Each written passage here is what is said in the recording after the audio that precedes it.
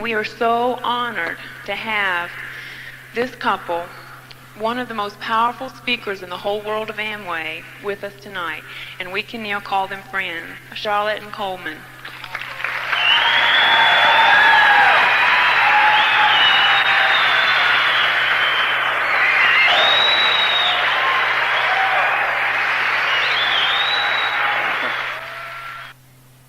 After all the introductions and what everybody said, you're probably, some of y'all here for the first time are probably starting to wonder, is anybody that good? Well, I am. I deserve every bit of it. No. How do you spell relief? D-I-A-M-O-N-D, diamond. How do you spell relief? D-I-A-M-O-N-D, diamond. Next time you see that hoochie on TV, you stand up and say it the right way. All kinds of people from all walks of life. First of all, my name's Coleman. This is my wife, Charlotte. We have 4 kids. The oldest one's crying because her teeth are falling out. The youngest one's crying because her teeth are coming in. The 2 in the middle are biting you in the legs. They're over at the hotel running the elevators. They hit every button on there, run up, down, kind of like probably some of your kids you brought along. Why? Because I saw you playing on the beach today, and I saw all you that aren't full-time playing on the beach because you got this big V suntan on your neck, and the rest of you is lily white, okay? And I love to watch you play in the sand and jump up and down and try to act cool like everybody does. How many nurses we got here? We got any nurses? How about construction workers? Got any construction workers? Not many of them. How about office workers? Got any office workers? Oh, that's a good one. How about outside of Amway, how many people we got here that are in sales? How about doctors? We got any doctors? 1 doctor. Okay. How about plumbers? Oh, we got 2 plumbers here. Students? We got any students? How about mothers? We have any mothers? How about government workers? How about policemen or firemen? How about engineers? Ooh. And how about teachers? A lot of teachers. Always have a lot of teachers. I guess part of you think, boy, here's the big shot, and he's going to really do the sales job on me. And you're right. But it's not Amway I'm going to sell you on or SA8. That means soap agitates 8 ways. That's what I tell my people. Most only agitate 4. All the other brands only agitate 4 ways. Ours agitates 8. That's why it's twice as good. That's not the truth, but it sounds good. Okay? That's what I used to tell them when the soap was still hard before they put it in the plastic box. The S8 would come in, it would be hard, and so they'd have to get forks. I'd give everybody a fork, and they'd have to chop it up. They say, why do we do this, Coleman? I said, it makes the molecules work better. Other people mix theirs at the factory, and it's not half as good. We mix ours fresh, right from the garage. LOC, that's the easy one. Love our Coleman. I told everybody, name this one after me.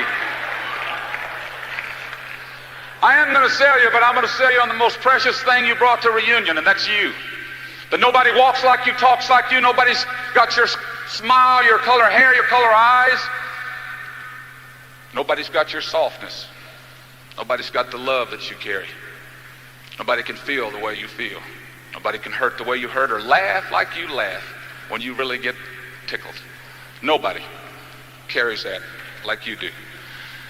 Once there was a little girl, and she was having a tea party in the living room, and as she had the tea party and the thing, she spilled a little water and stuff, and her mother came in from work about that time, and she says, look at the mess you made.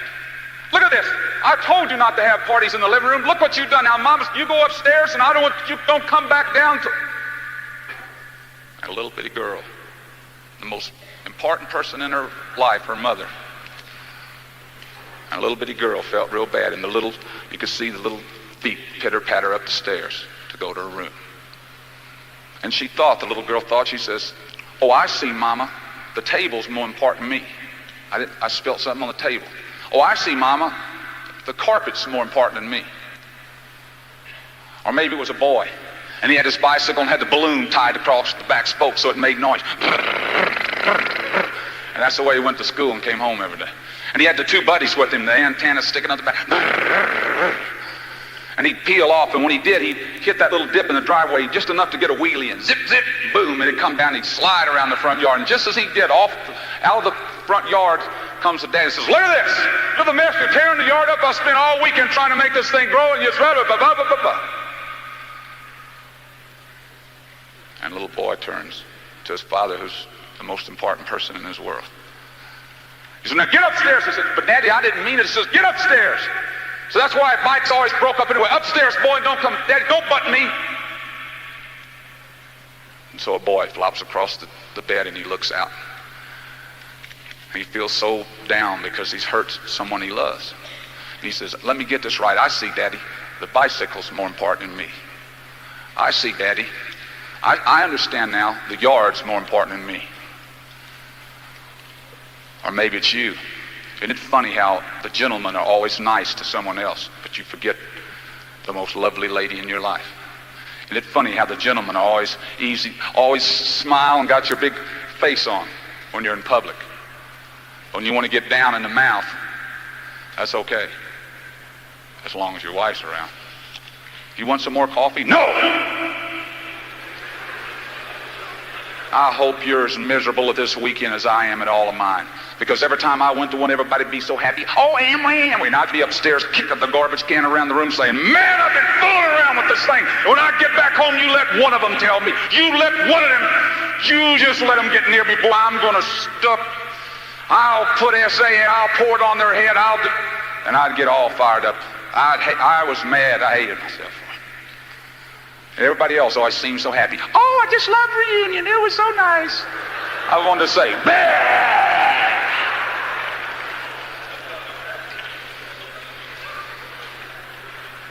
See, nothing's more important than you. Nothing. There isn't anything. That's why, it goes right back to cool people. Some of you here, this is the first time you ever been to a reunion, and you're just trying to be as cool as you can. So cool, you probably walked right into the ladies' restroom. Oh, that's good. Okay. You did. But I want you to know, you still pick your nose, you still, burp. Okay, I said, that's right, no nose picking. All right. You know what indecision is? That's when you're driving on the expressway, you got two cars on either side, it's back and front, it's all clogged up. You're trying to get home from work, and you reach up and pick your nose, and you don't have no Kleenex. What do? Are you under the seater? Under the shoe? Flip it out the window, just hold it in the air till you get home. Okay. I had to get that out of my system. But I want you to know, if you're a banker, you're a nose-picking banker. If you're a vice president, you're a nose-picking vice president. And if you never picked your nose, if somebody says they never have, lay them down in bed. I don't see how they even breathe. Okay? They're that bad. It's the same thing. I love to go out and meet people. I say hi to everybody I meet. I just got a habit of it. Hi, how are you? I love it. You go out and say hi to 10 people, and 9 of them say hi back. "Nice day, sure is. How's things?" It's easy to talk. But this is the fun one. If you look and you'll search and you'll talk to 10 people next week and just get in a conversation with them that you don't know, one of them, I promise you, one of them, and it's worth all the other 9 that just talking. They're easy to get in the business or anything else. But you'll get the one that's cool. Because cool people don't talk, they grunt. I was at the Pizza Hut with my kids. My kids love pizza. And we finished, and I walked up, and there was another couple standing there at the checkout place where you pay the bill. And I was my usual self, and I turned to him, and I said, "Hi." And he looked at me with a, "I don't believe I know you" look. Okay? I am cool. And so when I said hi, instead of saying hi back, like I say, cool people grunt. He grunted, and he went, I said, "You, me, speak white man talk. Me say hi, you say hi back." Okay?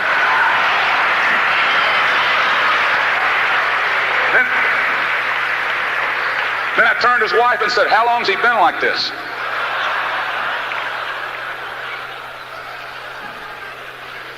One of the security people were asking me, said, Amway, they said, that's on your doorstep, door to door. I said, no, door to door. So you get up in the morning, you go in the bathroom door and brush your teeth, you go out the bathroom door, you go in the kitchen door, you eat breakfast, you go out the kitchen door, you get the car, close car door, try to work, go in the workroom door. After you get the workroom door, then you go in here, you go, the buzzer tells you what to do the rest of the day. Beep, oh, it's time to have a break, go in the break room door, idle chatter, oh, I heard about a cancer, that's too bad. Beep, beep, oh, time to go back. But you wait, wait a minute, you work more, there's time to, beep, time to get hungry. Oh, I'm hungry, run in here. And beep, beep, you go back to work, and workroom door again, beep, oh, time, break room door, beep, go back to the workroom door, beep, time to go home. Get on your mark, get set, go, and you run up yours, buddy. Then you get home, you go in the kitchen, have a kitchen door, supper door, back, get up today, the next day, and do it all over again. That's door to door, and I don't do it. You betcha. The old days are gone, people. Those of y'all still wondering about Amway, you got another thing coming. Because those days are over with. $1.1 billion, we're running ahead of that so far this year. Okay? They run out of sales kits, a 6-month supply in Japan in 3 weeks. The same thing's happening. They got a new crown that is in France that went crown in almost less than a year. I mean, wait a minute, it's getting better, and it's getting better, and it's getting better. I'm going to tell you the day's coming by the 1990s when your secretary will take the applications and you'll look them over. Say, all I can put in this month is one. We got 75 apps. Run those down to the top 10 that you through these, and then we'll look at it. And the lucky one we get to pick, because it's going to come to that. Why? Because that's where our thinking is. We're the largest body of people outside the church in America today. How many people you think to get in and fill up this hall? Last weekend I was at the Crown Center with our own reunion. We had over 5,000 people. The weekend before that I was in New Orleans, Louisiana with Rick and Sue Lynn Setzer. They sold out every hotel within 8 miles of where they were at. Okay? The weekend before that I was at the Fountain Blue with Tom and Carolyn Payne. They sold out the largest convention hotel in the country, plus the one next door. And it just gets bigger and bigger. And diamonds break off, and it just gets bigger and bigger and bigger and bigger. And it breaks off, and it gets bigger and bigger and bigger. I mean, sooner or later, some of y'all are going to catch on. There ain't that much to this business except drawing a few circles. And the main thing, the biggest thing about anything to do with the business that you got to worry about, and that's getting proud of who you are. That you, brother, if this business is good enough for your wife and you, it's good enough for anybody. If it's good enough for my wife and I, it's good enough for anybody. Somebody ask you why you in it, say, man, that's all you got to know is that I am. That's all that matters. And they go for there.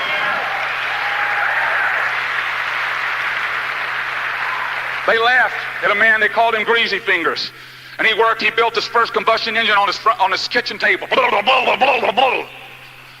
And the ladies in the fine carriages and the fine dresses would drive by, and they'd say, hurry, driver, hurry by, because he loved everybody, old Greasy Fingers. And he'd come out, and they were afraid he'd get grease on their carriage. Some of you drove here tonight in Greasy Fingers' dream, if you drove in a Lincoln Continental, because Greasy Fingers' name was Henry Ford. But they laughed. Oh, Henry, what do you mean? These little things you're building are going to be running all over the country, right?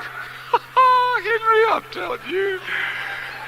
Then another man came along on the West Coast, and he went and borrowed millions and millions of dollars and millions more. He was building this beautiful place for kids to come. Every one of you have laughed at him. Every single person in this room has laughed at him sooner or later in your life. And he went back because he was just $9 million in debt, and he only needed $1 more million, and he'd have it there. And he went into the bank. He says, I need another $1 million to finish. They said, look, I cannot loan you any more money for an amusement park. He said, for the last time, it's not an amusement park. He said, it's going to be called Disneyland, and you'll be able to eat off the streets, and the kids will all be in clean cut and starched pants, and the people will come from all around the world to see it. And he says, and get off my back about the money I owe you. I'll take my debt to another bank. And he believed in his dream. Another one, their father told them, if men were meant to fly, God would have gave them wings. And they're just two guys who worked in a bicycle shop named the Wright brothers. And every time I get on one of them big planes, I think about what their dream was less than just 100 years ago. Another one's name was Orenthal. And when Orenthal was born, he was so pigeon-toed and so bow-legged, and his head was oversized, and it would bobble around. And everybody said, poor little Orenthal. So they took him to the doctor, and the doctor said, yes, if we cut his legs open, I think we can redo this. And his mother grabbed me and said, no way, you're not taking my baby and cutting his legs open. So you know what they did with poor little Orenthal? They put his shoes on the wrong feet. and he would walk hanging on the couch, and he'd cry, and he'd walk and he'd cry. But all of a sudden, muscles started appearing where they never appeared before. All of a sudden, he started walking stronger and better than any other kids his age. And then he started to run. And when he could first learn to run, he just loved to run. His mom said he would just run and run. And they worried about him. They thought maybe something's wrong with him. Get him inside. He just loved to run. And the doctor said, look, don't do that. Poor little black Orenthal will never be able to run or walk like other boys. Now, you might as well accept that. He will not be able to walk or run like other boys. But he walked and he ran and he walked and he ran. My wife and I were in Montreal, and we got off the airport, and there it was, Orenthal's picture. We got into New York, and there it was, Orenthal's picture. We went into Atlanta, Georgia, into the new airport, and there it was, Orenthal's picture. Got home, my mom and dad were babysitting, watching the football game, and there he was, Orenthal. He was the most sought after and seen man on television. You know Orenthal's another name, O.J. O.J. Simpson. And the doctors are right. He don't run like the other boys do. Okay?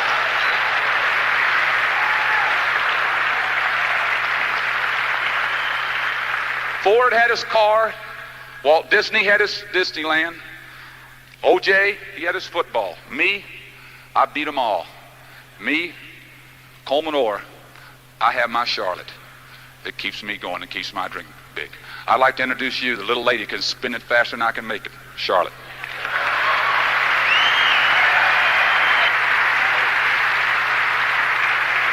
Thank you.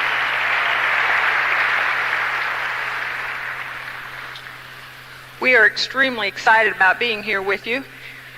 I don't think I've ever been to Virginia before. This is really an experience, a beautiful ocean out there. Our kids have been playing in the sand, and as Coleman said, he saw a lot of you out there with the V-neck tans. We are enjoying it, though.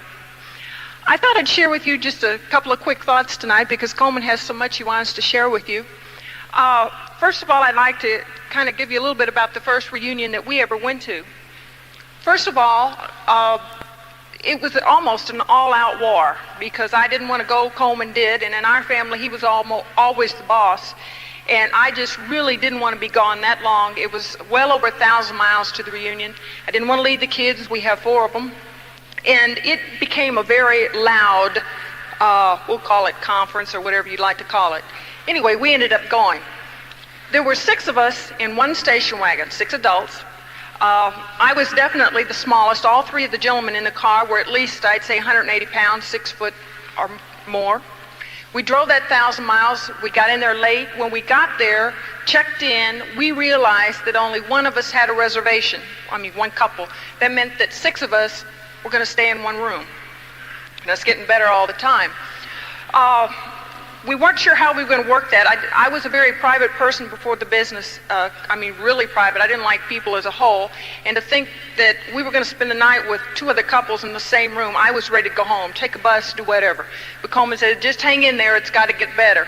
Oh, was I hoping it was going to get better. So we took turns getting dressed and and how we were going to sleep and all that. We didn't even want to face that. We just went directly to the meeting.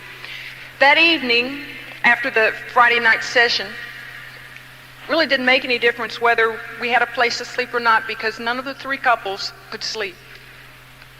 None of us. Actually, Coleman had a very difficult time sleeping, because for 4 hours we couldn't find him. No, the speaker for the Friday night session had said, you've got to find out what it is you want personally. You know, you hear a lot about doing it together, and so on and so forth, but you got to also know where you yourself are going. And he had yet figured out exactly what it was he wanted. So for 4 hours he was gone, and we did start to get a little worried about him. But when he got back, he had this air about him like he knew what was happening. Of course, I was still in another world. I really wasn't in the business yet. I was, but I wasn't. You know, I did what I had to do just to get along.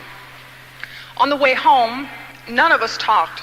It was kind of like we were all in a daze. And for about a week after we got home, none of us still talked to each other much. We were still like kind of in a daze, and people would say, well, what was it like? What did you do? And we couldn't explain it, because you see, you can't explain a reunion. It's an experience, it's a happening, I don't know the right word for it, but you can't explain it. You were there, you lived it, you felt it, but you can't explain it.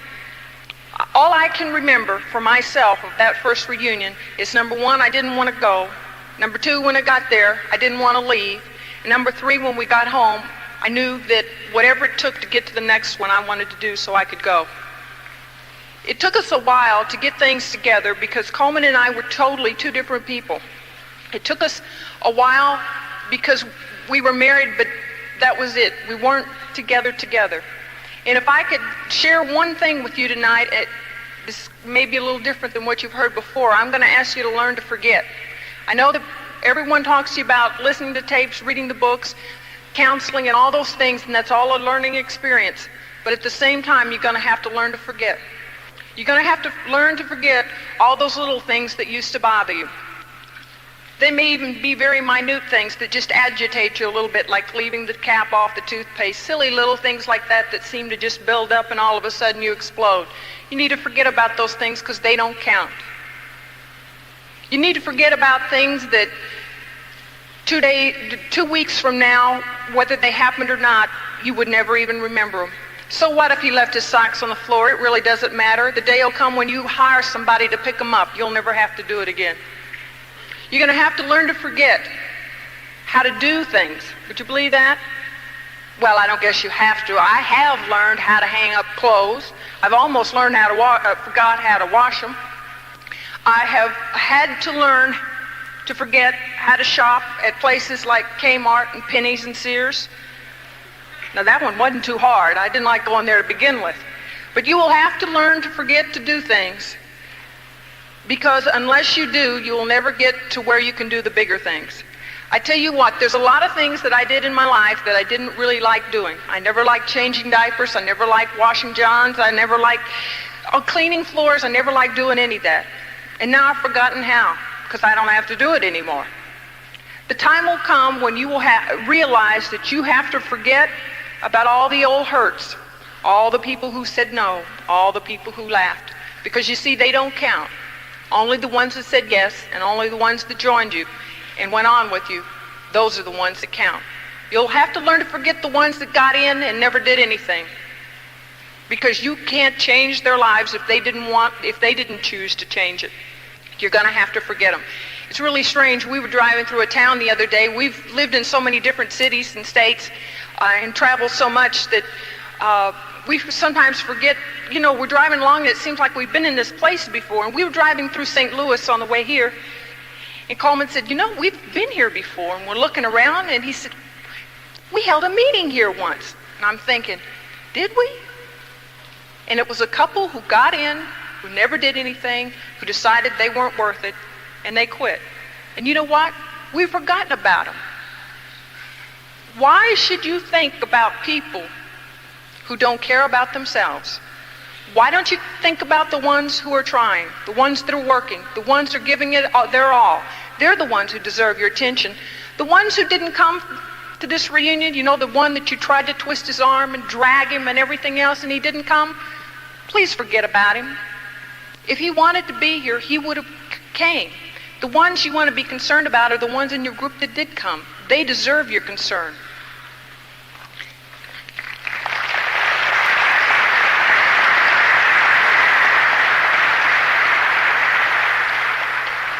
One of the hardest things for me in this business was to get up and talk in front of people. I was a very, very shy person, and when we saw the plan, all Coleman asked me to do was smile and make the coffee, and I agreed to that.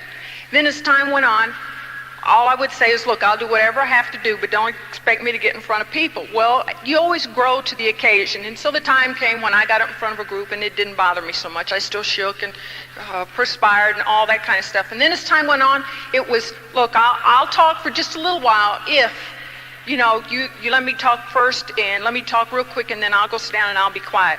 But see, he's still training me. Now he gets up and he talks a while, then he lets me come on. It's always a growing process because you never know what you're going to have to do.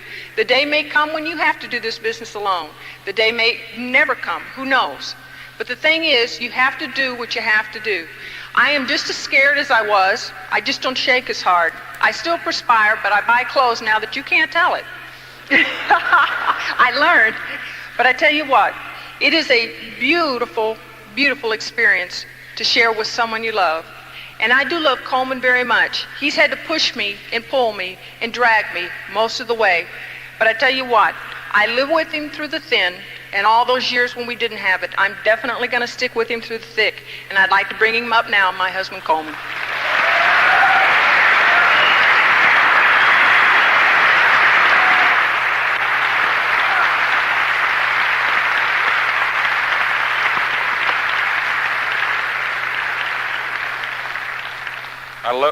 I love that thick and thin. She told me that one day. Me and her were having one of those volume discussions, and she says, no matter what you tell me, she says, I've been with you through the thin, I'm sticking around for the thick, bub. And that she has. Charlotte works on the vacuum principle. You know, a vacuum cleaner does not actually suck air. The vacuum cleaner actually blows air, the motor in there, which creates the vacuum, and more air rushes in to fill that vacuum. That's the principle it works on. Charlotte works with the same principle with money. She blows it out this end, and I'm on the other end trying to place the vacuum as fast as I can, okay? And that's the way she does. First of all, I want you to know something about things. Of all the things we've ever bought, we got 11,000 square foot home with a 55,000 gallon swimming pool, which is Olympic size, with a 5-car garage. In that garage, there's several nice cars. We own a 40-foot Eagle bus, okay, that we drive around in. It sleeps 11, has VCR television in the front lounge and the rear lounge. It's kind of comfortable. You can send the kids back, say, oh, go in the back and watch a movie for a while. And the driver drives the bus, and it's a nice way to travel. I could tell you about the clothes and the tailor shirts and the tailor suits and what Charlotte spends at Lily Lumen's in the afternoon. I could tell you all that stuff. I could tell you about the jewelry we wear, about the way we travel, about the way our lifestyle is. But I want you to understand one thing. No house we've ever owned, no car we've ever drove, no clothes we've ever worn has ever meant to us, has never gave us the feeling in our gut, inside, that you do, the people. The people are what makes Amway go. The people are what makes it important. Okay?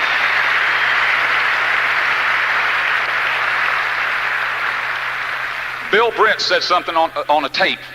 Bill said, what's good is the money if you don't have anybody to spend it with.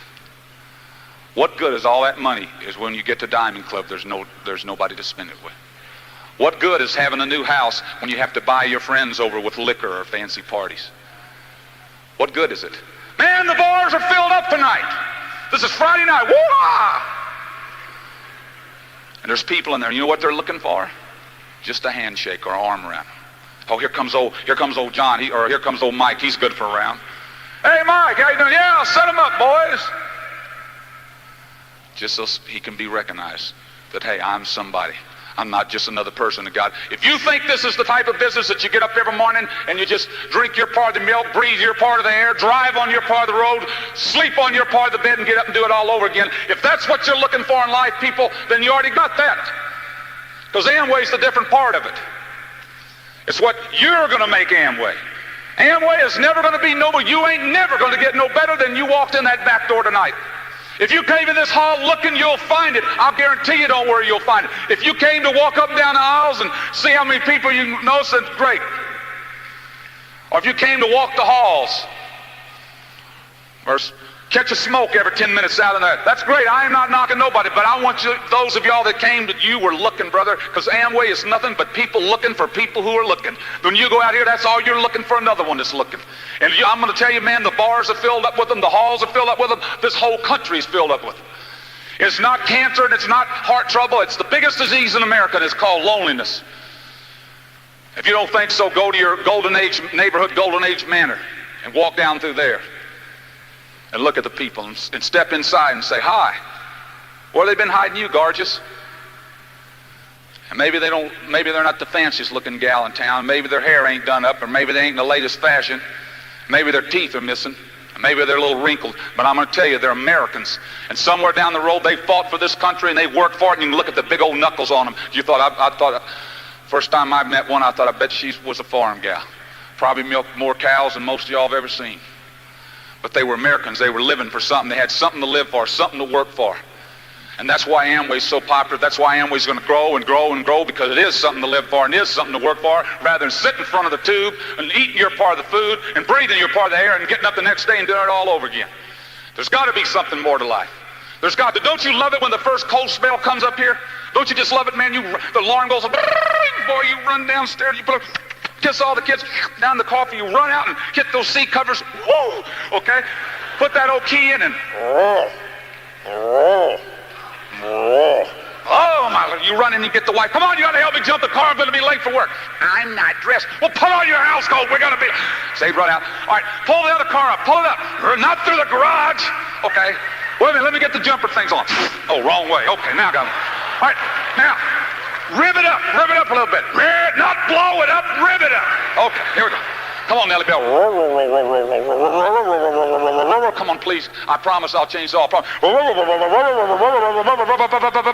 Daddy, look at the smoke. Get inside, you're going to catch cold. Run. Boy, the smoke pours. All right, here we go. Don't you love it when it snows? You get out of the driveway. Down there. Oh, stop. Oh, almost ran out there. What I love most of all is the women. Don't you love the working mothers? Don't you love them when they go to work? They're so cute. They do their hair.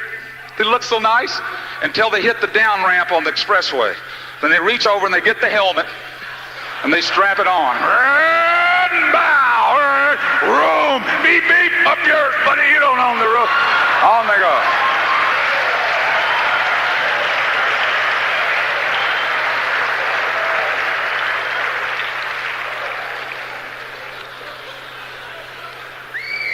I know you heard we were rich and famous, and now that you've seen, at least the girls have seen me, they right away they say, that's it, he's so good looking, that's the reason. Well, no, it's really because I'm a genius, okay? I'll never forget the first night we saw the plan. We're sitting out in the back around the pool, and the doorbell rang, and of course, Minnie, our maid, went up and she opened the door, and the guy says, I'm here to show business to Miss Doris. She said, please come in, and she showed him into the left wing of the house, the library wing, and she ran out where we're around the pool where we're having supper. She says, Mr. Orr, excuse me, but there's a gentleman here. I said, oh, I forgot. I said, look, show him back into the other wing of the house there where he can, see a little TV or something. We ran upstairs and dressed, and we came down, and I'll never forget. I had to get the rolls pulled around the corner so he could get out. No. That sounds good, but that ain't the way it was. I was out in the backyard running through the pies, man, okay? I was from the farm. Those of y'all on the farm know what a pie is. It's about that big around and kind of brownish. I boxed for 7 years, and the coach used to ask, how come you country boys never have athlete's feet? Man, nothing could live between them toes, okay? I'm telling you, no germ had a chance. But we ran through the pies, and it's a little bit different we saw it. We had a beautiful $11,000 house. The watch my wife bought me for Father's Day cost more than the first home we lived in, okay? Again, there you go back to things. But aren't things nice? I mean, somebody's going to buy them. That's what I finally realized. Of course, Charlotte's idea, too, she's got a new theory this year. If you spend it, then they can't tax you on it. How can they tax you on money you don't have? I said, but honey, when it comes in, that's what they're taxed on. But if I spend it, they can't tax me on it because I don't have it. Okay? And I've finally had 2 CPAs fly down from Ohio that have straightened her out on that one. Okay? Good way to think. Someone invited you here tonight. Before you get out of this room tonight, find them, shake their hand, tell them you love them. I was 25 years old before anybody thought enough of me. Okay? I was a 9th grade dropout. I cheated 2 grades to get there. Okay? I lived in an 11,000 square foot home. We had a 63 Ford Falcon with US make pop tires, 4 kids, a lame dog, and peanut butter and jelly sandwiches. So we weren't exactly what you call the prospect. Oh, if Coleman's in it, we'll want to get in it. Okay? Most people said, if Coleman's in it, steer clear of it. All right? We're all the same, people. I don't know why y'all come. I don't understand why you're even here. Everybody's the same. Every one of you walked around with your diaper hanging down the crack of your hiney when you were small. You can look as big as you want to. But when you were 9 months, and you ought to see, I love to watch y'all distinguished ones when you're at home. You get, come on, walk to daddy. Oh, come on, what a cute little girl. Oh, you take her, okay? But you've all done it. You've all done it. Y'all go through life from 1 to 6, man. You didn't have a care. Not a one of you had a problem in your life. Except could you get a nickel for the ice cream man? From 1 to 6 years old, man, all you had to do is lay out a little whine or cry. Mom and dad, 2 great aunts, 2 great uncles. Come on, they just took care of you. But when you got 6, the most trusted person in your life, your mother, took you down and left you in this building with a bunch of other kids. And these people standing in the corner like this. And you screamed and hung over late. Wah! loose. It's like a new one when you put them on the board. You hold the circles. Whee! About the same way. But from 6, things start happening. The old world starts slipping up on you. No, cows aren't white or purple. They're black, brown, white, or gray. Then you get a load, they say, no, you're not. You'll be in this house by 11 o'clock, not a minute later, young lady. You hear me? Look at me when I talk to you. I said 11. Keep your hand off of her. Keep your... Give me the keys to the car. Give me the keys. Give me the keys to the car. The neighbor said you were burning the rubber. Give it to me right now. You're not taking that car. Your grades in school are ridiculous. All you think about is girls, girls, girls. Let me smell your breath. Oh. None of y'all ever got into this? Man, fella, when I got 17, I said, that does it. I'm fed up with people telling me what to do. So I joined the service so I could be my own boss. Okay? That's like jumping out in the frying pan into the fire. Another thing you better face, people, is there's a price to pay. You're going to have to draw some circles. You're going to have to put your ego on the line. You're going to have somebody tell you no. You're going to have somebody, you ain't growing unless you got a couple of them giggling. Man, they giggle at me. Hey, this ain't Amway, is it, Coleman? You ain't hooking that, man. I said, well, not really. Charlotte's the one that's doing it. I'm just kind of working with her on the side.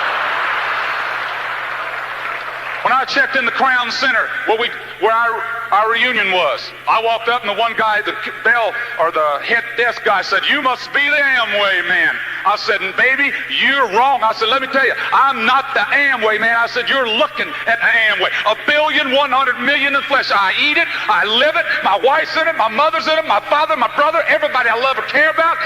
That's everybody I know or loves in it. I got A's in my blood. Amway, you bet. He said, yeah, I've heard it's real good, man. I've heard it's really supposed to be fantastic. Okay? You betcha.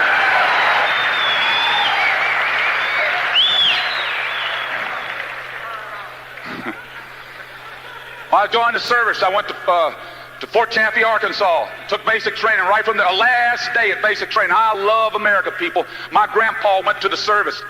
He was a 3rd grade dropout. And he was half Indian. They called him a half-breed. They didn't call him that much after he was 16 because my grandpa was a big man. But he got out of the service. He was a bird colonel. He had a 3rd grade education. He went home and buried his mama, dug the hole, and put her in the ground himself. That's how poor they were in Oklahoma. I'll never forget my grandpa because I was about 14 and he took us to the drive-in movie and they played the national anthem and he got out beside the speaker post and put his hand over his heart. And I'll never forget because I could hear the kids that were parked around us saying, hey, look at it. That's it, Pops. Stand up, baby. Look at that old man. Well, he's standing up, put his head up. And I sunk down in the seat and I'm thinking, Lord, I hope nobody else sees me that I know. Because I didn't understand what that red, white, and blue stands for. And what you and I, all of us got going together. It's not called the state, it's called the United States. Y'all came from different states all around the country to be here. Some of you, we had one even hitchhiked to our reunion. We had them riding on motorcycles. They came in by train, they came in by plane, private plane. Some stuck a feather in their ear and tried flying. They'd do anything to get there. Okay? And I'm telling you, man, every one of them loved, when they left there Sunday night, afternoon, they loved it. They'll be back next year with 10 more. Some of y'all didn't promote this too good. Some of your idea of promoting something is to put a flyer on the thing and say, don't forget about reunion. Or when you get a rally, you put the rally flyer and say, don't forget about the rally. I tell you what I do, those kind, I give them, they need 3 tickets, I give them 15. I say, here's 15, write me the check for you. He says, but I only need 3. I said, 15, write it down. You're going to have that many there? That's positive thinking. Give me the check. I won't cash it till next week. You know what they say? The rally, get to the rally. Here's a ticket. You want to get to the rally. Okay, and they get motivated. You can. There is a price to pay, and you can pay the price for success. You don't have to, people. This is a free country. Nobody's anybody's boss in here. You're all volunteers. You came, you paid your own way, you drove your own car, You brought your own kids. Nobody's paid you to come. But I want you to understand one thing tonight. You can. You don't have to, but you can pay the price for success in this business. Or you will pay the price for failure. Some of y'all think you're going to get in this thing and dabble with it and poke it with a stick, and if they don't jump up and hug you, that you just go on and find something else. There ain't nothing else like this. Okay? This is it. Period.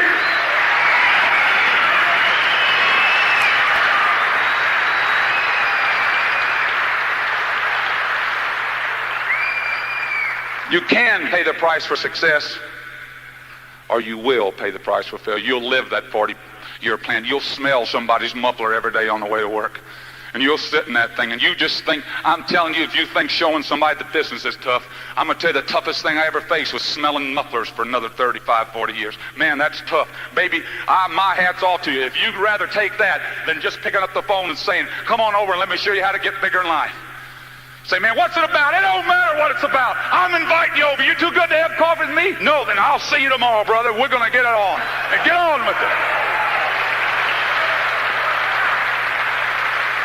I got into service, man. I went to Fort Benning last week. They took us in this old barracks, man. The sweat was dripping off. Ready?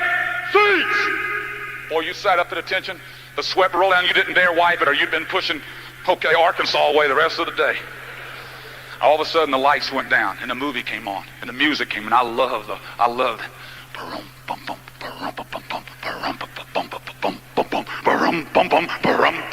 Man, the hair stood up on the back of your neck, the chills, the little bit you had left because they shaved you.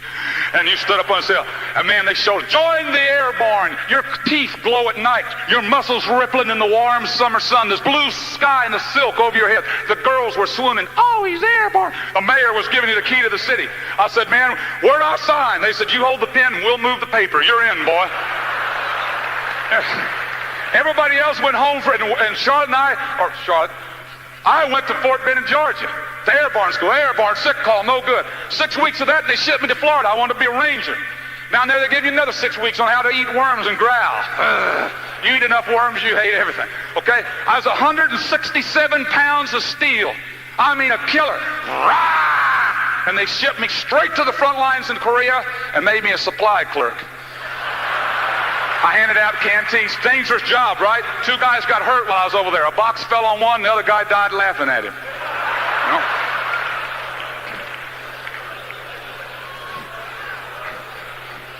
You know? Good old Army.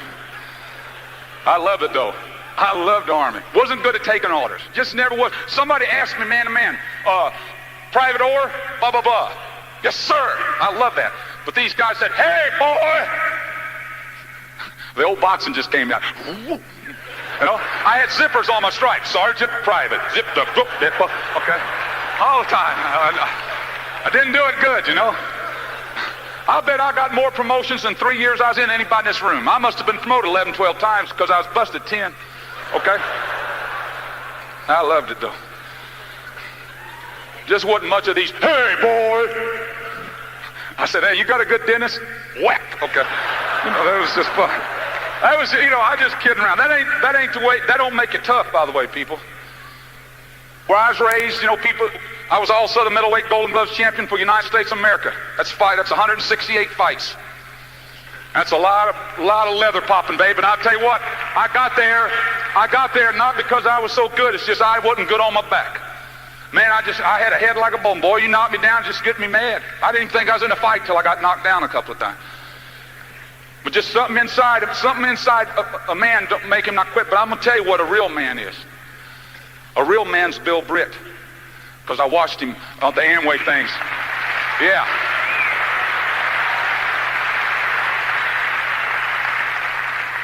A real man is a Bill Britt. Because I watched him pull a chair out for Peggy. And how he treated her like a queen. And you wonder why she treats him like a king. A real man is John Crow. Because he ain't just good, you bet.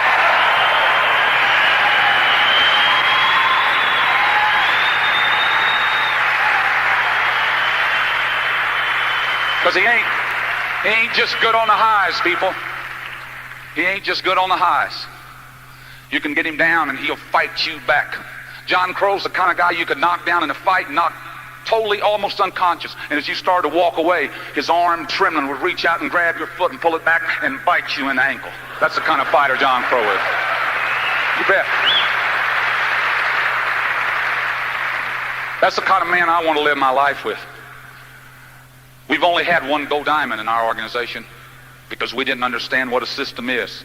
What some of y'all were born and raised in, and to have the ability, to have the knowledge, to have the leadership. My wife and I were Emerald Directs before we ever went to a rally. Okay? We didn't know. We broke 4 directs, and at the end of the year there was only one of them left. Why? We had no books, we had no tapes. We didn't know what it was. We had no reunion. We had no mini rally, regional rally. Rally, what's that? We kept hearing about this. Well, what do y'all do at one of those things? What do you do? Get together or what?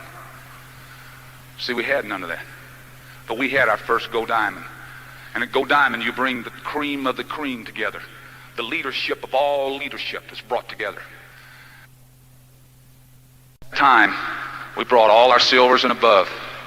And our speaker for our first gold diamond was John and Jenny Bell Crow. That's what we think of your leadership. Okay?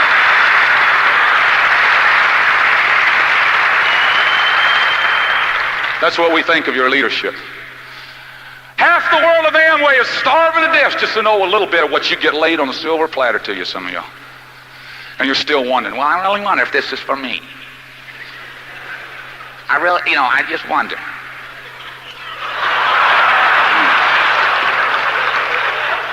Is this really my cup of tea?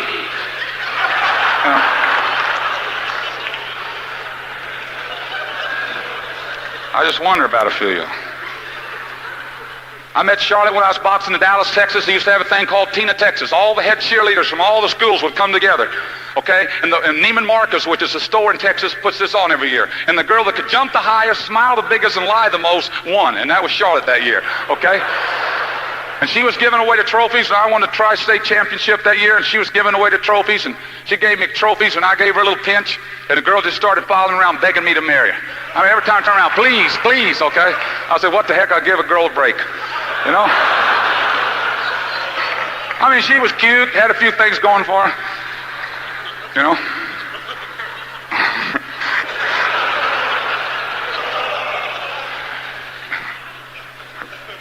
Her dad was worth a little money, and thought maybe I could get in on that, but he didn't like me anyway. I got in a fight the week before marriage. Right here, as it got close, I took 7 stitches because my teeth got knocked through my lip. And it was hung way out like that at our wedding a week later. And her grandpa's a Baptist minister, and he married us.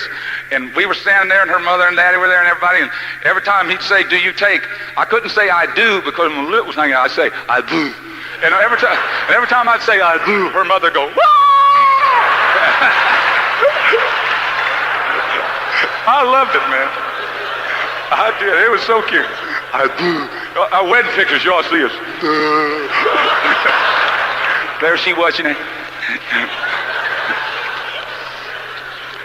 When we got married and the kids started coming, you know, talk about compatibility. All I had to do is give her a little wink. Right out she'd come, okay?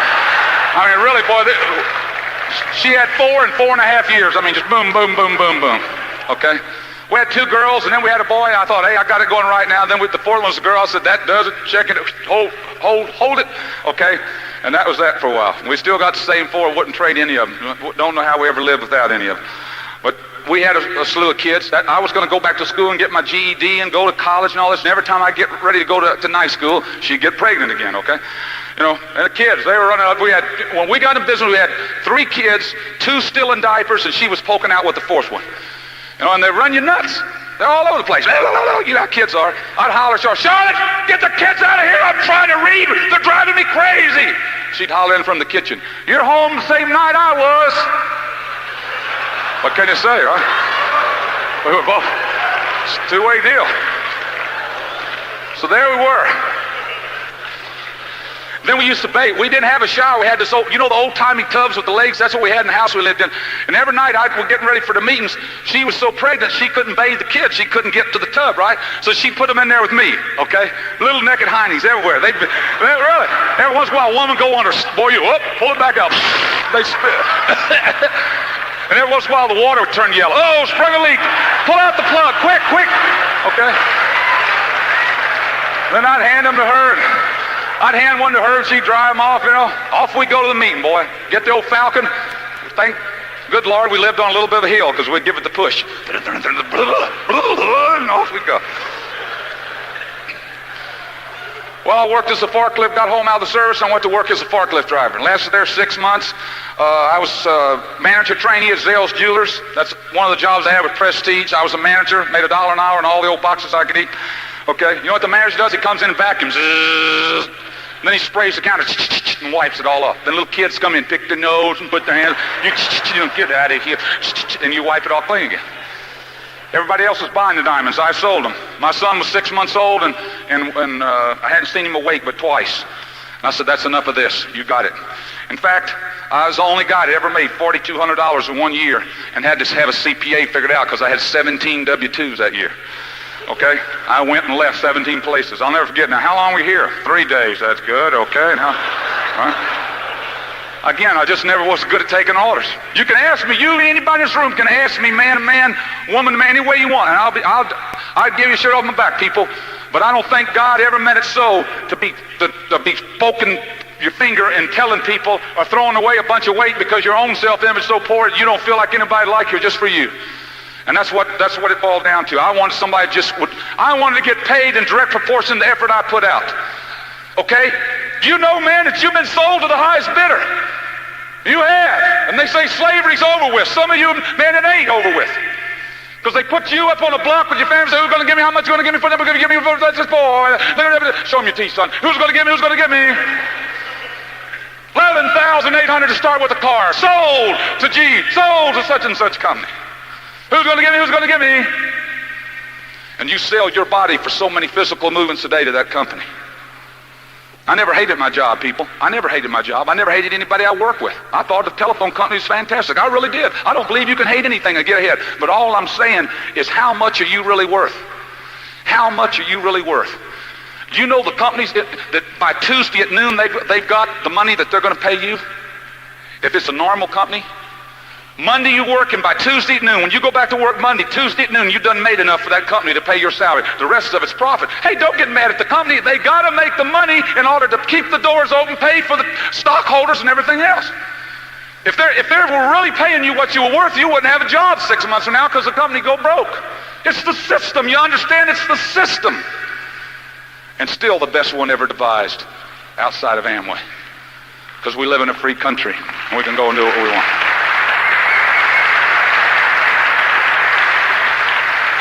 Then I finally went to work for the phone company. Everybody know what an installer is? The little guy with the green truck and the ladder?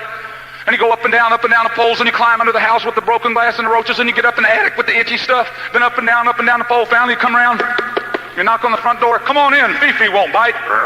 First time she ever bit anybody. Been bit by 106 first-time dogs. It's got to be a record.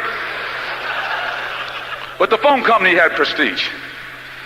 I used to love to go to work, and I'd drive up and there was this one pole that you'd climb to make the cut-ins. Boy, I'd drive my truck up there, and the kids would see me coming. Boy, they'd come beating it down the alley. The dog right beside him, his 2 feet going out this way. And man, they'd slide in up to the corner of the fence, and they'd look around. And I'd get out. I'd walk around the back of the truck, open up the doors, put out my little cones, throw my hat up on my head, kind of kick it back. I'd strap on my spurs, and I'd get my big old belt with all my tools, and I'd throw it over my shoulder. And then I'd walk over to the pole. Chink. Chink, chink, chink. When I got there, I'd strap that belt on. The kids would watch every move. And the dog right beside him. Boy, I'd climb up that pole. Chunk, chunk, chunk, higher and higher. Chunk, chunk. You get up to the top and you throw that belt around. Snap, it'd go in. You'd ease back in that one hook, and that old leather belt would crackle, crackle, crackle. I'd look down through my arms, you can see the kids, they're still watching. Dog right beside him. And then you'd open up the box and the waltz would come out. And you okay. And get in the truck and cry for a half hour. Okay. I never hated being a phone man, though. I never hated going and seeing the boxes still there from the wedding, watching the little bride saying, oh, I don't know where to put it. He forgot to tell me. Do you think this room or this room? I said, why don't I just put a long card and it'll reach both rooms. As long as you don't tell, I don't. Well, thank you. Never hated that, people. Never forget the first day I got Miller. Hey, Oris got Miller. They said all around, hey, Oris got Miller. I went down about 2 o'clock in the afternoon. I got down to the Miller. And I went, it was a little old lady, gray-haired little old lady. Had pictures of all her sons. She had 3 boys and her husband, who was in the service and who had passed on. And just the screw was loose, and I just tightened it right down. She showed me right away what it was. I thought, why didn't they send repair on this? I don't understand why we got it. But she was so nice, it didn't bother me. I was talking to her, and she was right there, and we would talk, and she'd give me water. I mentioned I like coconut cream pie. Next time I came, she had one baked. She says, here, you take it, you can bring the pan when you come back next week. And so I went. She started asking for me, and I went. I never hated that, people. I never did. I'll be honest with you. I don't think you can hate anything and get ahead in this business. I don't think you can hate your people. As soon as you release your boss and release the people work around you and say, look, people, God bless you. I hope you get what you're looking for. But if you sow thorns, you're going to get thorns, not flowers. Some of y'all curse everything. You came in here cursing. It's my boss. Some of you have been in the business a year. You blame your upline. You blame your downline. You blame Amway. You blame your wife or your husband. You blame the kids. You blame your education. You blame you're too old. You blame you're too young. You blamed everything. And finally, one day you're going to get up and look in the mirror and see what the real problem is. And that's what you're living with. And that's what's going to make you bigger in the business. One thing I disliked. The one reason I wanted to go full time, and it was every morning. It went like this. They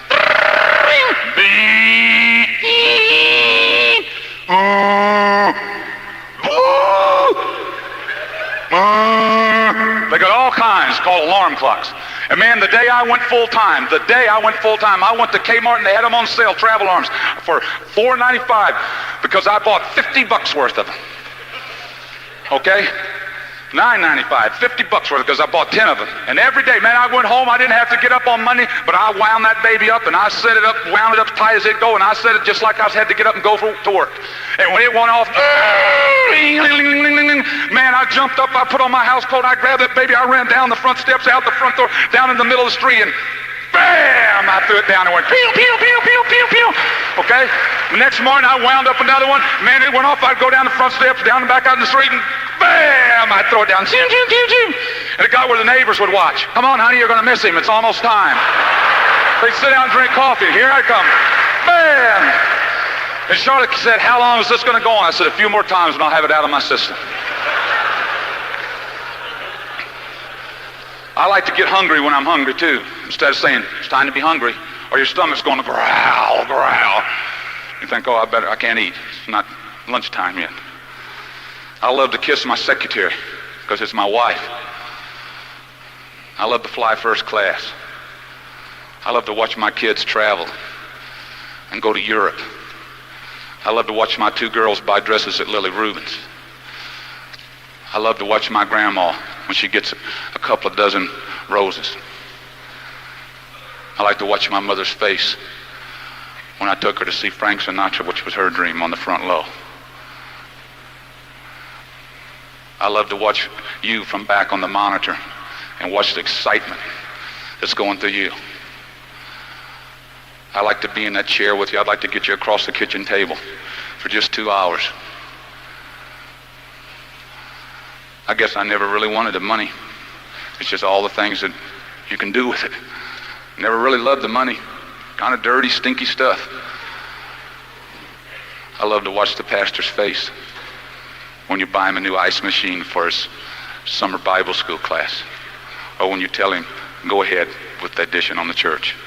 My wife and I'll take care of that this year. It's a nice feeling. I love it. I love to live that way. I think Coleman could have lived all his life and never died with the music in him. I could have died, people, with my music in me. I'd never been able to talk or sing my song to nobody. That's the hardest thing for your leadership to accept it. That some of you are going to walk out of here and go back home and let somebody eat your lunch. let somebody who doesn't know a thing about the business tell you why you can't do it, and you believe them. I just wanted somebody to love, to care about. I just wanted to be. Hey, when I was 9 years old, I was in a school play, and my mama came up because I was Davy Crockett. It's the first time I was ever anything. My mama had 2 little dresses she wore. The house they bought was $5,100, and that's the house they live in today.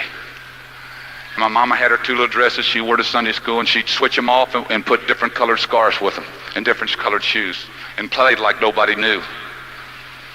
But she was my mama, and I loved her. I'll never forget, because we went to the school play, and they had us line up with our parents, and the women were all and men were all coming by and shaking hands. As they went by and shook hands, they said, "Oh, he was so good. Now you must be Mrs. Orr. I bet you're awful proud of Coleman." My mother was just hold my hand, and she just looked so pretty, all dressed up, and you could see how proud she was of her firstborn. And then a lady came down. It was kind of loud, and you could smell the perfume 3 people down. And when she got there, she said, "Oh, yes, you must be Mrs. Orr." She said, "Now, isn't your husband Nick Orr?"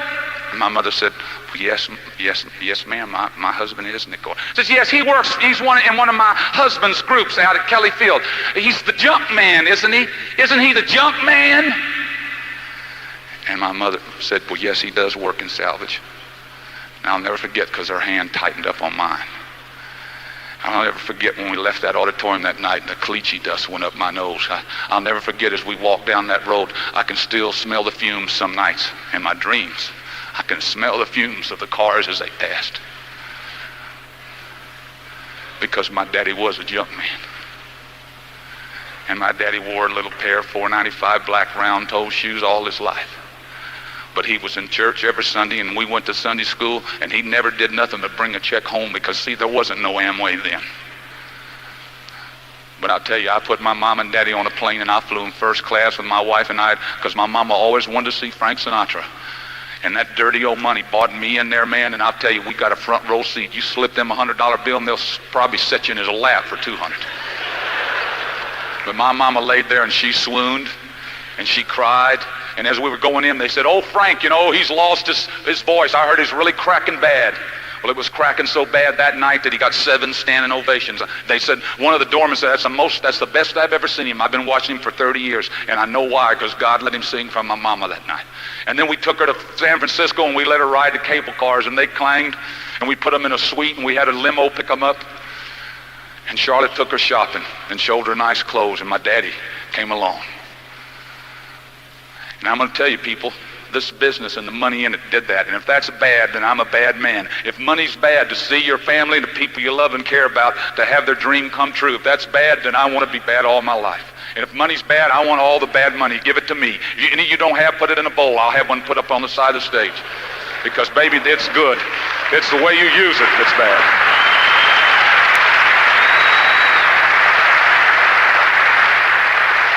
Man, the first month we made $3. I said, "Look, will you keep the paperwork and Smile and make coffee?" Charlotte said, "Good." She said, "But we got 3 kids, 2 in diapers. I'm poking out with another one. And if you think we got 1 car I use 1 time a week to go to my mother's to do the laundry, because we don't even have a washing machine or dryer." And she says, "If you think I'm going to run up and down the street and sell soap, you got another thing coming with 2 kids on one hip and 1 in the front." She says, "It ain't going to happen." I said, "Look, will you make the coffee and Smile, and will you keep the records?" She says, "You bet." First month we made $3.57. The second month we made a little over $400. I'll never forget, because Charlotte came in, she said, "We're in this together." Okay? The third month we made $2,100. And I'll never forget, because she came in, she said, "Amway!" I said, "Our business?" She says, "My business." And she got in. Some of you say, "How do I get my husband involved? How do I get what?" Make some money. They'll get involved every time. Okay? Get out and do it. Be a leader. Man, do as you see yourself doing, not as you are. That's what some of you got no group here. It's because you see them all as they are. You're not seeing them as they're going to be. You see them as they are because you're seeing them through a reflection of you. You're never going to get what you want. Never. Your mother didn't get it. Your father didn't get it. You ain't never got anything you wanted. You only get what you picture. Every time you get what you picture.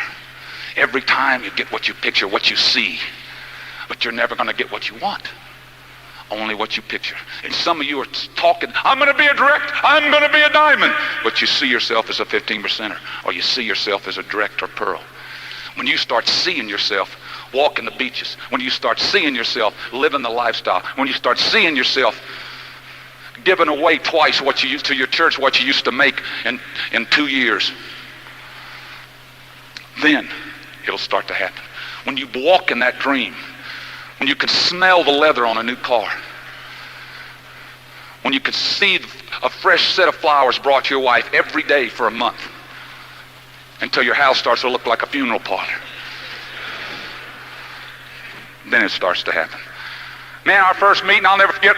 I was driving back and forth in my telephone truck one day, and I saw all these colonels go in the garage, and I was in the service. I made private, got back out, and I saw all the colonels, and I knew there was somebody, so I followed them in. And man, they were getting boxes, and they were picking up this, and they were picking up that, so I didn't want to look at a place. I got a box, and I started taking these products off the shelf. About that time, bam, the door opened. There was a little staff sergeant with a plume of hair and his head kicked back. He said something, one of the colonels said something, blah, blah, blah, and he said, blah, blah, blah, blah. I said, boy, he's going to get busted talking like that, I guarantee you. Blah, blah, blah, blah, blah, blah. He said to another, boy, they all left, and I was standing there in the middle of the garage with these products.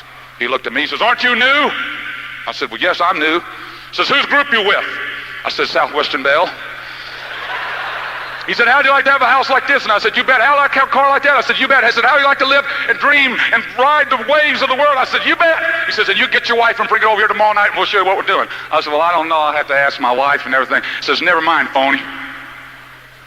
I said, I beg your pardon?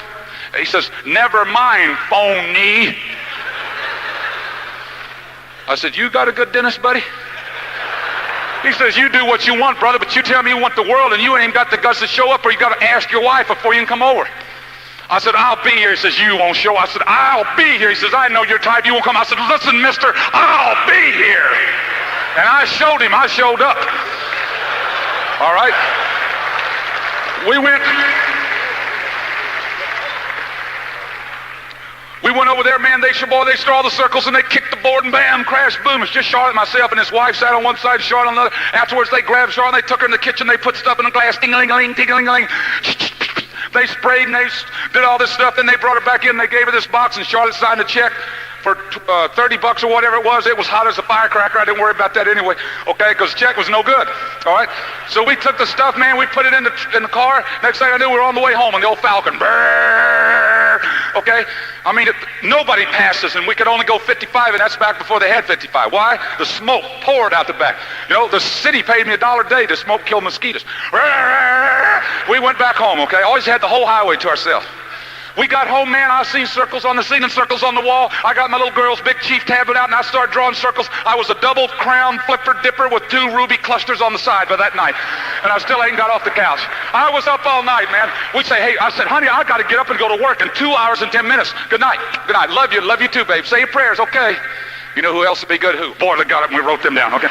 We were up all night, man. I never got a week's sleep. I went to work, man. I busted in the door. I said, we're going to make $1,000 a month, and I'm going to get rich selling soap. And everybody, oh, they love me. Here he comes. How's it going, Bubbles?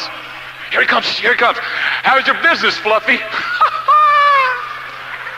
Oh, they love me. They just love me. Till I walked in and checked our 11th month in the business. Because we went direct in 87 days, and we broke a direct the 3rd month, 4th month, 5th month, 6th month in business. We were qualified emeralds in 13 months and talked at international convention. And I laid that check on them. I had copies made for everybody. Didn't you laugh? Here's one for you. Didn't you laugh? Didn't you laugh? Didn't you laugh? Didn't you laugh? And I laid them out to everybody today.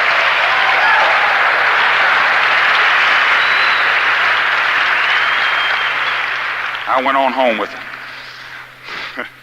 Man, I was ready for the meet. I mean, I was in business. We got the punch bowl from her mom and the tablecloth from the neighbor, and we had the little oranges in it floating around with American flags, and we got the napkins and whipped them all out, the Kleenex things, and boy, we put the forks all up at 7:45. About a little bit before 8, I went into the living room. I had each chair. I'd sit in it to make sure they could see the board just right. I'd sit in this one. I had all the chairs lined up. About 8 o'clock, I waited by the door. I knew they were just going to mob us. Hey, I invited everybody I knew. I was born and raised in San Antonio. My mother, my father had 9 great aunts and uncles, all Charlotte's family, 100. Man, we had birthdays, there was hundreds there. I invited them all. Man, I waited by the door, 8:05, 8:15. By 8:20, I was out by the curb as the cars went by. Hey, hey. because nobody came. But my sponsor showed up. He said, look, we'll have another one next week. And so I went back and I did it again. And he showed up again by himself. He said, look, Coleman, I don't want to hit this too hard, son. He says, but I'm going to tell you, you're lucky we came by. It looks like we're the only friend you got. And he says, I don't want to be ugly or nothing. He says, but I could go broke being in business with you. He says, why don't you try to pick some people up and bring them to where we're going? And I said, yeah. He says, Coleman, he says, man, you couldn't sell a dying man in the desert a glass of water at this point, son. He says, you better read or do something. When he left, my little gal, Charlotte, she got up. You know how they get up when they're pregnant. Kind of balancing act. And she got up. She turned to me and she says, Coleman, Chuck was wrong. Boy, I needed somebody to believe in me. I said, he was? She said, yeah. She says, because 7 years ago, I could have picked any stud horse in town. And she says, and I picked you. And why? She says, because you had fight, you had spunk, you had something special about you. And she said, after 7 years, you can't even get somebody over to have a cup of coffee with your wife. And she went to bed. And that just left me. And that's the night you either get in or out, I guess. All of you are going to have that night that you get in or out. I thought I was in. No, I was a card-carrying member up to that point. Because I went over, it's about 9:15, 9:30, and I picked up the phone and I called. The first one on my list was Richard, my best friend. I stood up his wedding, he stood up in mine. I got him out of the ditch when his car rolled over 3 o'clock in the morning. I stood up for him after school when some guy wanted to take his nose off. Richard, my best friend, my died in the valley blood brother. I said, Richard, it's Coleman. He said, hey, Coleman, what's happening? I said, listen, he said, look, I'm sorry I missed the meeting, some things. I said, that's okay, Richard, because we're having another one next Tuesday, and I'm going to do it. He says, man, why don't you just give me a little idea what this is about? I said, okay, Richard, I'm going to tell you what it's about. Listen to me, Richard, because I'm going to tell you what it's about. I'm the guy that's supposed to be your best friend. I was your best man. I'm the one that got you out of the ditch. I'm the one that stuck up after school. And Richard, you know what I am good at. Richard, listen to this. This is what it's about. If you ain't here at 8 o'clock sharp with your wife to have a cup of coffee, my wife and I next Tuesday night, this is what it's about, Richard. The next time you meet me, you better hope it ain't dark, because you know what I am good at. I invited 11 like that, and all 11 came. Okay?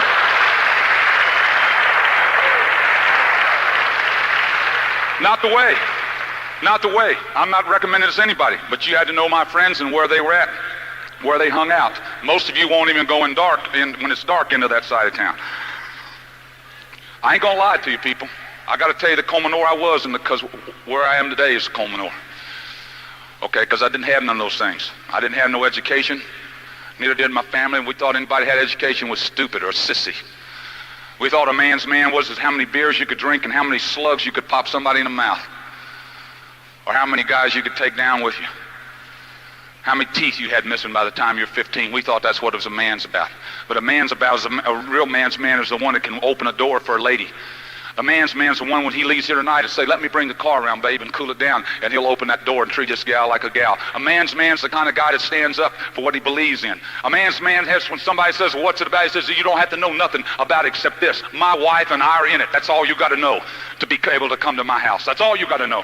That's what a man's man is. That's when somebody says, hey, man, if it's good enough for my wife and I, it's good enough for anybody. I am in it, and that's what counts. And that's what a man's about. Okay? It ain't how big it is. It ain't the size of the man in the fight. It's the size of the fight in a man.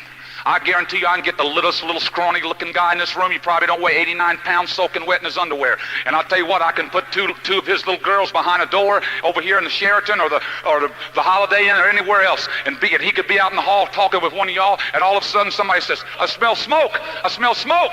And you can look and the smoke started to belly out from underneath the door where his kids were behind there, and he could hear his little girl saying, Daddy, Daddy. And I don't care if he weighed 89 pounds soaking wet, man, he would go through that door. He would go right through it. There ain't nothing gonna stop. I don't care if it was iron. He'd kick it in, he'd bite it in. Because everybody's got that fight in them. It's just the society's told you so long that you ain't a fighter. And society's told you so long that you're supposed to be broke. Society's told you so long you ain't supposed to have more, that you're regular. Society told you that so much that it's become a reality in your picture. Not in your anywhere else, but in your picture. You're picturing yourself as that. You're saying, you're using all the excuses. I'm too old, I'm too young, I'm too short, I'm too fat, I don't have enough time. Sponsor somebody who's got time. I'm too old. Sponsor somebody younger. I'm too young. Sponsor somebody older. I'm too fat. Sponsor somebody skinny. I'm too skinny. Sponsor somebody fat. I'm black. Sponsor somebody white. If you're white, sponsor somebody black. A real man knows how to cut off the television set. A real man would go home and tell his neighbor, say, come over here, I want you to see something. And pick your television set and carry it down the basement and put a blanket over it and says, that's where you're going to stay till we walk on the beaches of Diamond. And a real man would sit across from his wife at night across the table and say, all right, either we're going to be drawing circles or we're going to sit here and talk to each other why we're not. That's what a real man would do. Instead of going home and saying, man, football season, you want me to put it in the bag? Oh.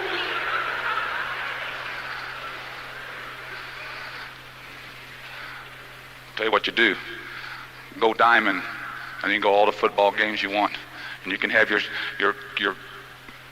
Golden Eagle bus drove up ahead of time, and you can sit out there and watch the pregame show on television and have a soda with all your friends and pearls and emeralds and diamonds. And then after it's all crowded up, you can be ushered into your private seat on the 50-yard line because Jim Hart, okay, who's the quarterback, happens to be a new $4,000 leg in the organization.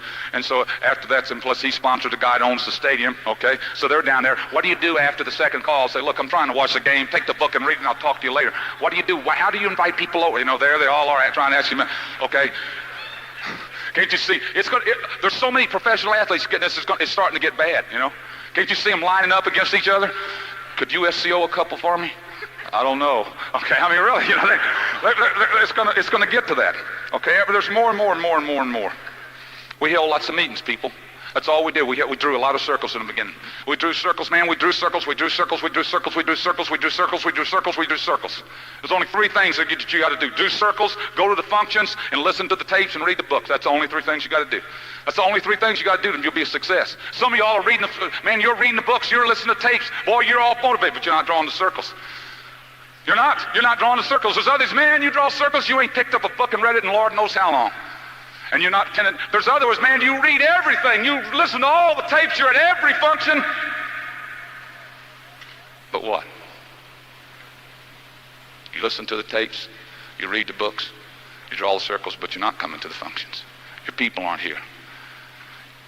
You're going to have to get good at getting excited about where you're going if you want people to follow you. People follow leaders. We got excited. We started holding meetings. Man, we went to work. Every time we turned around, we did something. We were doing something else. And we were hitting it. And we were hitting it. And we just drew the circles. Every time somebody shows up, no, everybody don't get in, people. Everybody don't get in. We still haven't. Hey, when they do, I'm reserved. I'm cool. Man, we'll have one over. We'll draw the circles for them. They say, yeah, looks great to me. What's the next step? And we'll say, we'll be at your house next such and such night. If I can work, I'll work that in. I said, I'll work that in to be there. I said, now look, I got some other calls I need to make, so y'all better get on home now. It's past our time to be with you. Okay, Coleman, we sure appreciate you letting us get in like this. So that's okay. That's okay. And boy, they leave, okay? Charlotte walks them out the thing, around the foyer, down the front sidewalk, and they get in the driveway, down the circle driveway, out the car, down around, and off the corner they go. And while they're doing that, I walk very casually over to the den. As she's saying goodbye, I say goodbye to them, and she walks them to the door. I don't even go to the door. I stand there in the living room, in the den, very cool and very reserved. We just sponsored another one, no big deal. And then Charlotte comes back after they're gone. She says, okay, honey, they're gone. They're gone now. And then I say, whoa, we got another one, boys, working. Get him, boy. Dynamite. All the kids come down the stairs. Oh, boy, cookies tonight, boy. Man, we have the cookies and we drink the milk and we have a big time.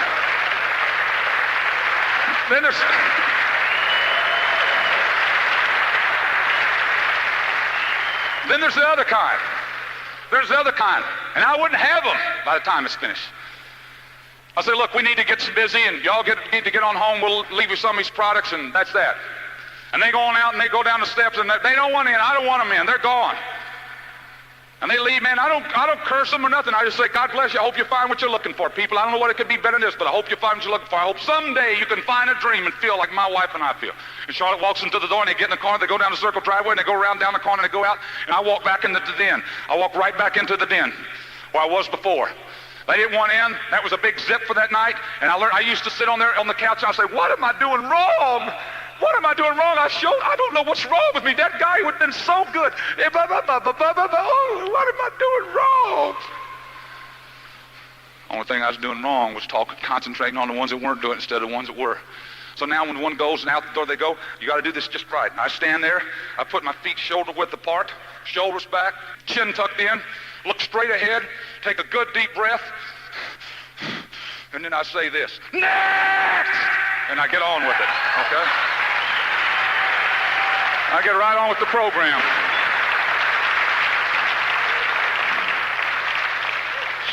Charlotte and I were just going having fun, people. Have fun with your business. We laughed and we cut up and we had fun. Let me tell you about this one last meeting. I'm going to get off here. We were going, man, you got to picture this soft summer night in Texas. You got to picture a house with 6 columns in front, a fountain in the middle with the water spewing up with the blue lights on it, okay? And out on the porch was 7 men. They were all doctors. Doctors with the sewn thing here and the initials on the sleeve. Most of them have a pipe. And they hit it against their hand, or tap it on the sidewalk, tick, tick, tick, tick. Then they blow, and then they light it again with this gold thing. And they talk doctors talk. Yes, I took her thing to get her out, but her wobble shaft was bad, and we had to work on that. Okay, and they're talking about doctor talk, right? All right? So they're talking doctor talk, right? And over here was a big Buick Riviera, and over here was the Cadillac, and over here was the Mercedes, and over here was another sports car. And back over here was the big Lincoln Town car and all the beautiful cars. But right up front, they left a spot for the special guest speaker who was coming to hold the meeting. And it was a soft night in Texas, just the kind of night you don't want to even roll your windows up. It's too cool for air conditioner or for heater, or it just was beautiful. The stars were up top. One of those nights when you just want to, that just rained the day before and you could just smell the spring was popping out all over you. You can just smell you just drive along and beautiful. And they were standing out, just sucking that up on that front porch and listening to that waterfall just trickle over the things. And the crickets, cricket, out in the side of the night. It was beautiful. And then something they heard in the distance. And here we come. Turn right. Charlotte was driving, always told me, turn right here. And the clutch wouldn't disengage. I'm done. And right up front, the guest speaker drove. Right up in the front. And when you cut it off, it wouldn't stop. It.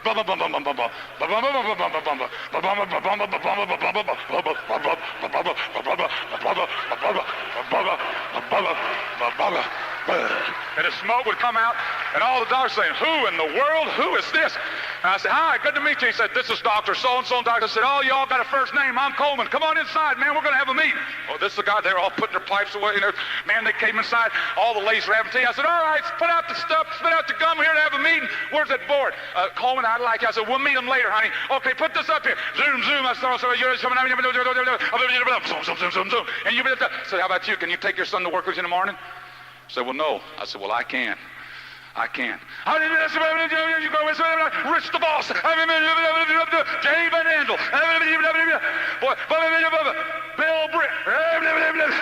I was giving it to him, brother. About that time, I said, how about you? How about you? I said, is your business legally willable to your kids?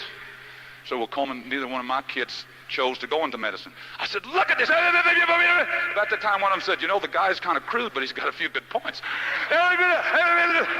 By the time I was finished, man, they were all going, yeah. I had them all. Boy, yeah. Boy, back then we broke out the kits. Break out the kits. Man, we broke the kits open. Everybody's grabbing them. I said, look at this LOC. Drink something that cleans wherever it goes. Look at this. I said, look at this SA8. You can put it on your cereal, need whatever it takes. I said, man, it's fantastic. It's biodegradable, 72 hours, and you're back to normal. Look at this, look at that. Man, everybody, I said, sign up. There was one pudgy doctor in the front I just loved. I said, we'll be at your house next week. Mine? I said, your house. Goodbye, Coleman. Boy, they were all high, man. We went out, Charlotte. Goodbye, nice to meet you. Well, that's about all she ever said. All right, in we got in the car.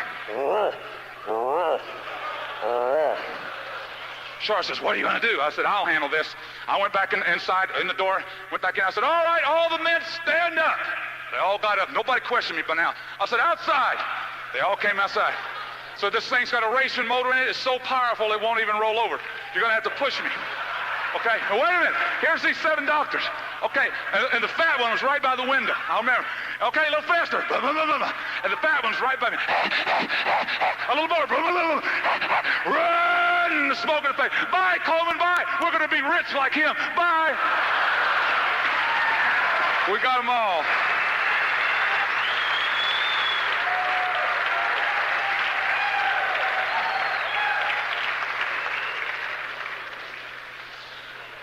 Two weeks after we started, I came home and I found my wife, and I'd never seen Charlotte cry. But she was on her knees and she was crying. It was about a long name disease my daughter had, our second daughter. And she told me I wouldn't accept it. I went to the doctor and I stood there flat-footed and I said, "You tell me that she's never going to be able to talk."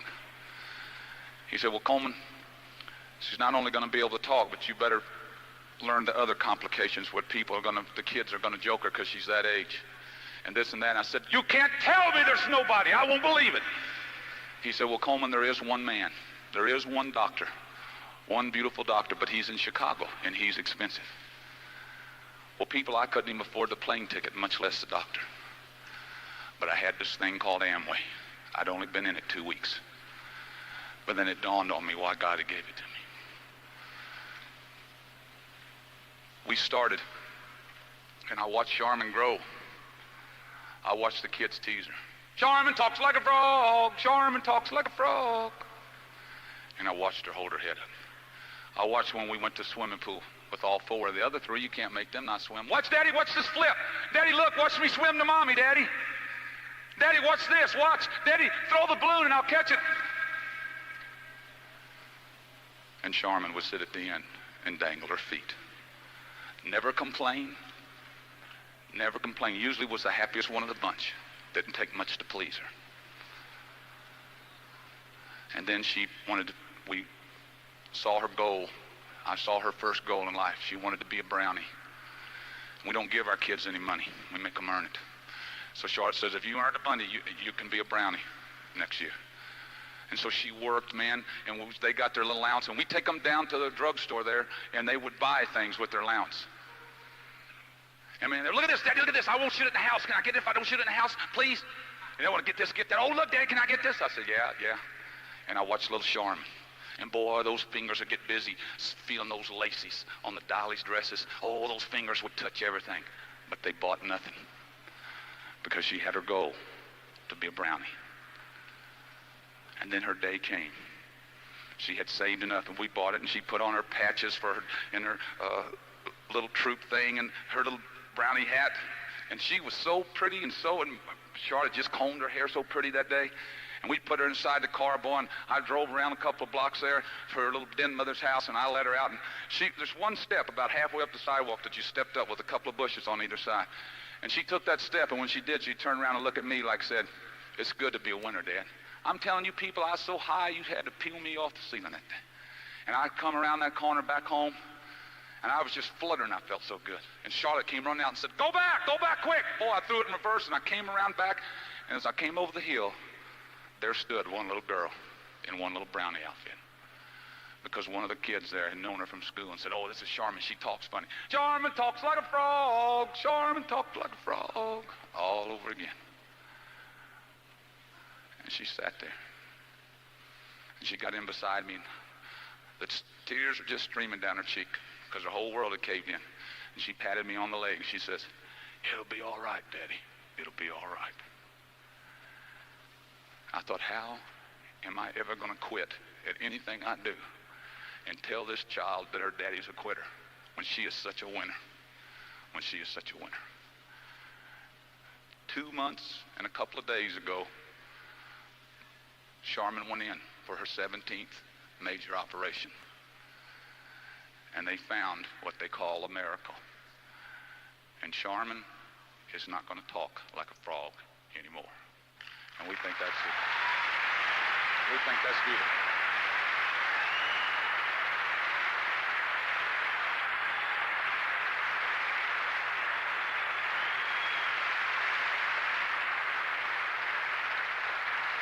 Walker Beach. Walk a beach before you go home. Walk a beach when it's dark before you go home. Tomorrow night, tonight, take off your shoes, roll up your pants legs, and walk a beach. And pick your star up. Pick your star out. And make your commitment just to you, to each other. Cry a tear or laugh a laugh. But walk that beach before you leave here. And make your commitment to each other. And what Amway will be in your life will be more than your biggest dream can ever imagine. I could spend all night with you, but I'm going to tell you this and get off. We just left Amway Corporation not long ago to get our kids from a camp up there, and they're looking at buying property now. The rumor is, you know how the rumors are, where they're going to be building buildings where they're going to start manufacturing clothes. I know for a fact they're coming out with light bulbs that last longer and cost less. They're coming out with choking devices. They're going to have more and more. The catalog gets bigger and thicker. Some days it's going to look like Sears and Roebuck. I'm going to tell you what, go home, belly up, quit. And it don't matter, because you're going to turn on the television, it's going to be Amway. You're going to, hey, they got a $9 million satellite going into the air. Someday you're going to turn on your Amway Mutual television network on Saturday morning, and there's going to be, we love you, Amway. Oh, yes, we do. We don't love them. You're going to, I tell you, quit. Some of you think, man, you got an option here tonight. You're going to turn on, you're going to open up a magazine, it's going to say Amway. You're going to turn on the television, it's going to say Amway. You're going to, every time you turn out, it's going to be Amway. 6 months, it don't matter. 6 months from now, belly up, man, it don't matter. 6 months from now, somebody's going to ask you, quit, get out. You won't be out 6 months, and they're going to ask you again. Or then it's going to get to be where it's 6 weeks, then it's going to get to be where it's 6 days, then it's 6 hours. I'm telling you, you're going to buy your house, your car, the whole world. Baby, we're going to be the biggest organization that ever walked the face of the earth, and we're going to change things in America, and we're going to make it better. And I love you for being here. I love you, John and Jenny Bell Crow, and I love you, Bill and Peggy. Knock their socks off, man. Make this your weekend.